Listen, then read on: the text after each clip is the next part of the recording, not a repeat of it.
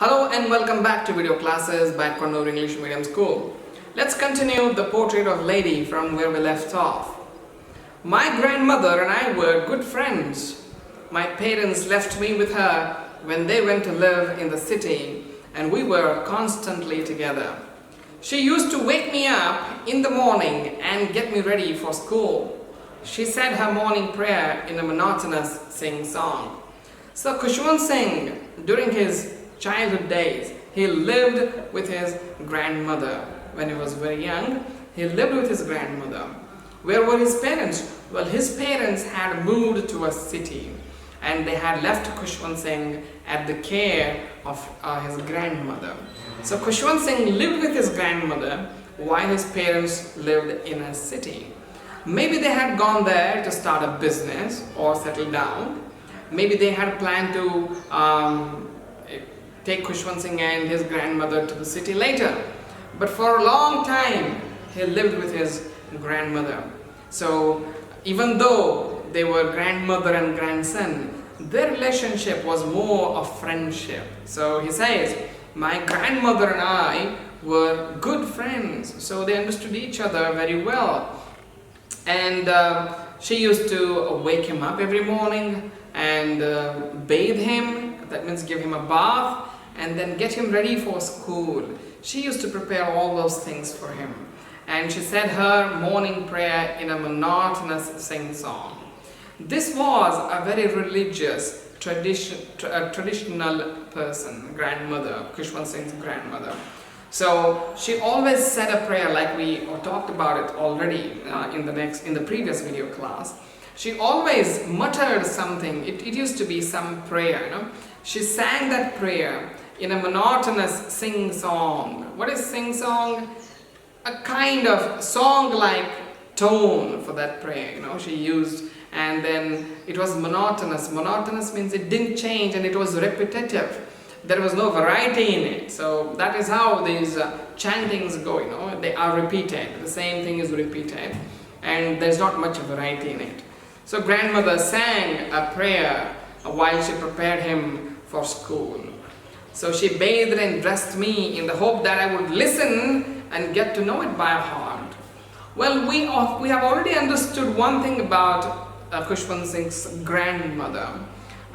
She is religious, yes, and she respects the tradition that she has been taught by her parents. So she has carried that on even at this age, and she hopes that Khushwant Singh will learn those things too.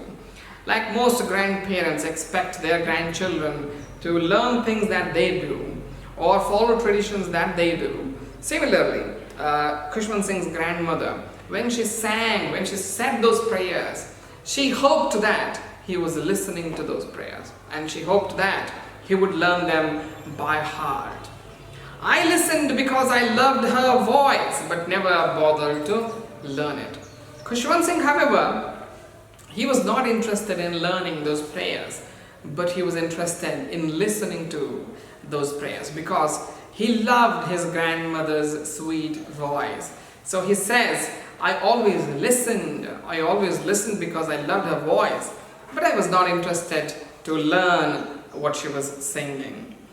Then she would fetch me my wooden slate, which she had already washed and plastered with yellow chalk, and a tiny earthen link pot and a red pen, tie them all in a bundle and hand to me. So in those days we did not have notebooks and ballpoint pens of today.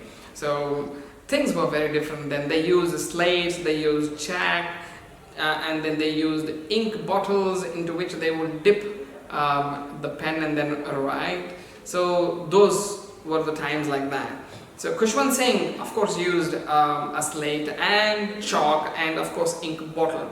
So every morning before going to school, grandmother cleaned everything for him and then she filled the ink bottle and then gave it to him. She would wrap everything in a bundle and then handed it to him. So he would carry that to his school. So we will come to know what kind of school Khushwant Singh went to. Yes.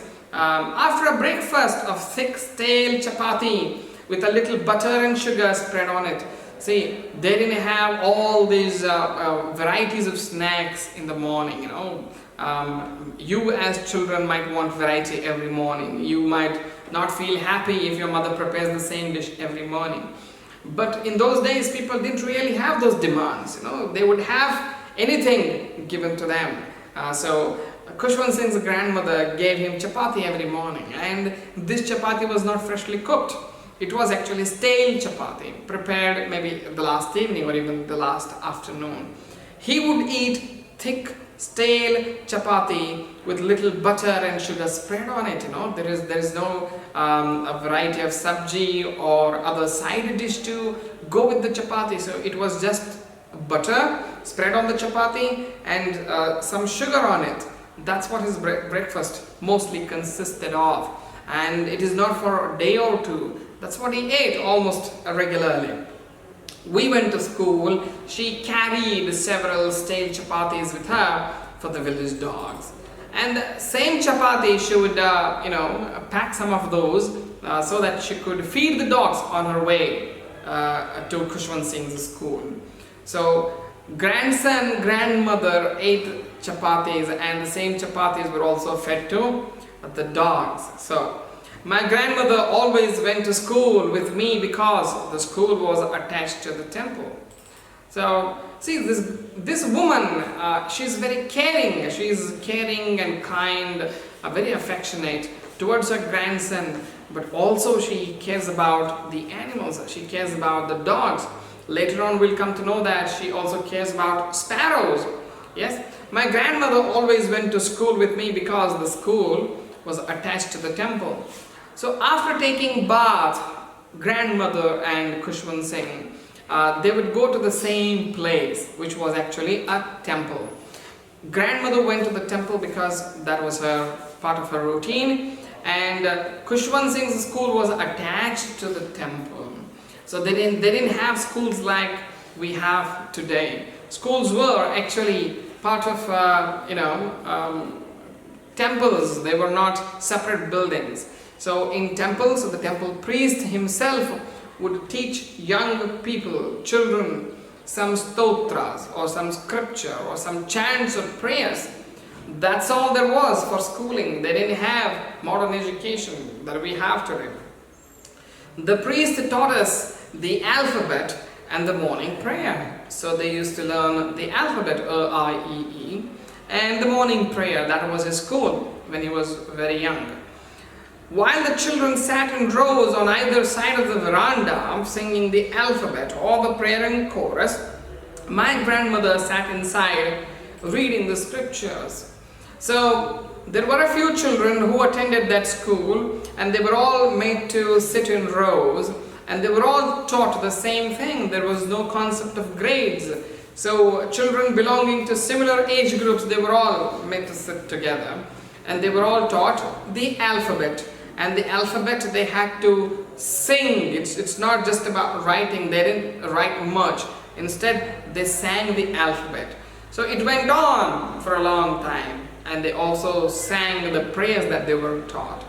While the children learned these things in the veranda, in the front yard of the temple, grandmother sat inside the temple before the idol of the deity to whoever the temple belonged.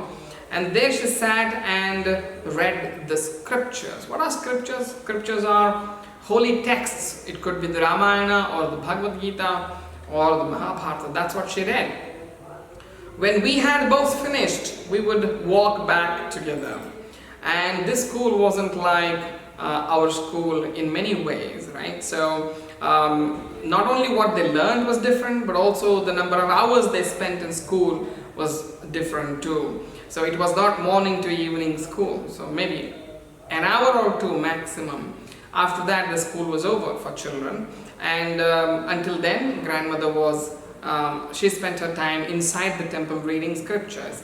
When the children were allowed to leave, she would again walk back to her home with Khushwant Singh. Both grandmother and grandson would walk back home together. This time the village dogs would meet us at the temple door. It was then that the dogs would gather at the temple door. because that was the time for them to gather there. They knew that they would be fed chapatis by this old woman. So they always gathered at the temple door around that time. They followed us to our home, growling and fighting with each other for the chapatis we threw to them. So while they walked back home, grandmother and Khushwant Singh, they would throw bits and pieces of chapatis at for these dogs to eat. And a pack of those dogs, a group of those dogs would follow Khushwant Singh and grandmother all their way back home. And they fought and growled at each other, for a competition to eat chapatis.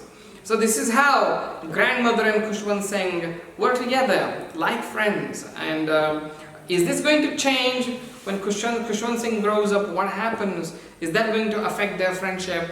Will there be any developments, new developments? We will see that in the next video class.